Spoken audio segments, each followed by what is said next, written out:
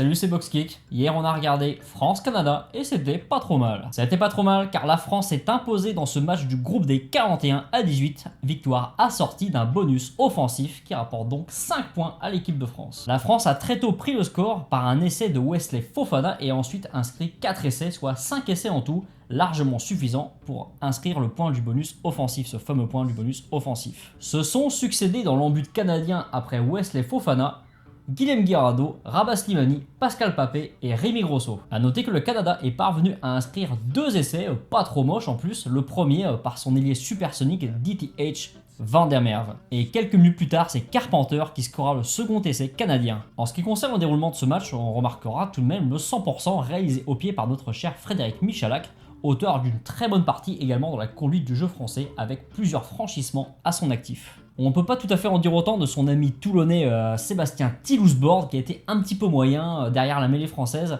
C'est un petit peu dommage parce que la mêlée française a été plutôt bonne, pas exceptionnelle mais plutôt bonne. Slimani prend vraiment une place de plus en plus importante dans ce 15 de France. On peut dire la même chose de Guillem Guirado et de Eddy Benarous. Guillem Guirado qui s'est également distingué par un 100% dans ses lancers en touche française vraiment plutôt au point. On peut même créditer le capitaine Thierry Dussautoir d'un ballon volé sur lancer canadien. Par contre, au rang des petites critiques que l'on peut émettre à l'encontre de cette équipe de France, il y a quand même le jeu au sol, voilà, c'est toujours pas vraiment ça, le rock, les mêlées spontanées, c'est toujours pas vraiment bien réglé tout ça. Les Canadiens nous ont beaucoup perturbés, comme les Roumains l'avaient fait, comme les Italiens l'avaient un petit peu moins, mais quand même un petit peu fait. Voilà, contre l'Irlande, qui sont vraiment très forts dans ce domaine-là, ça risque d'être difficile. Bon, on verra au prochain match. Sans oublier bien sûr l'éternelle rengaine de cette émission du 15 de France et du rugby français, la pauvreté technique des joueurs. Voilà, on en a souvent parlé déjà sur cette antenne. Voilà, c'est vraiment fatigant quoi, des en avant, des ballons dégueulés, des passes pas ajustées, des plaquages manqués.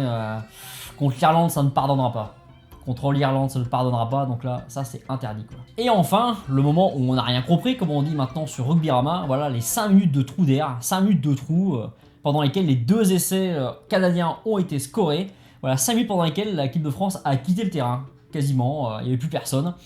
Les Canadiens ont fait ce qu'ils ont voulu et ça nous a un petit peu inquiété quand même. Nous devant l'écran, on n'était pas super fiers quoi. Là, si ça continue comme ça en deuxième mi-temps, c'est un peu foutu quoi. Mais bon, les joueurs français se sont rattrapés, mais à ne jamais refaire. Hein. Là, à partir de maintenant, ça devient interdit les trous d'air même de 20 secondes. Là, les plaquages ratés, c'est interdit, les mauvaises passes, c'est interdit. L'Irlande, puis un quart de finale contre ou la Nouvelle-Zélande ou l'Argentine, là, les ratages sont interdits. Là, on ne peut plus faire ça. Et bien voilà ce qu'on pouvait vous dire grossièrement sur cette rencontre. Sinon, dans les autres rencontres dont on peut parler, il y avait un Pays de Galles-Fidji, voilà, sorte de petite revanche de celui qui avait éliminé le Pays de Galles lors de la Coupe du Monde 2007 en France. Tout le monde se souvient de ce match, je crois que c'était à Nantes, qu'il avait lieu au stade de la Beaujoire, un des plus beaux matchs de l'histoire de la Coupe du Monde, qui avait vu la victoire des Fidji.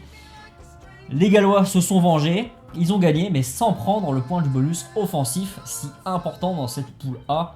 Voilà, poule A dont le match au sommet cette semaine, bien sûr, c'est la rencontre entre l'équipe d'Angleterre, l'équipe haute, en ballottage défavorable dans sa poule, dans cette poule A depuis sa défaite contre le Pays de Galles, qui affronte donc cette équipe d'Angleterre, l'équipe d'Australie, les Wallabies australiens. Voilà, on va pas le dire trop fort, mais ici on est plutôt du côté des Australiens. Merci à toutes et à tous de nous suivre de plus en plus nombreux. Ciao, bye.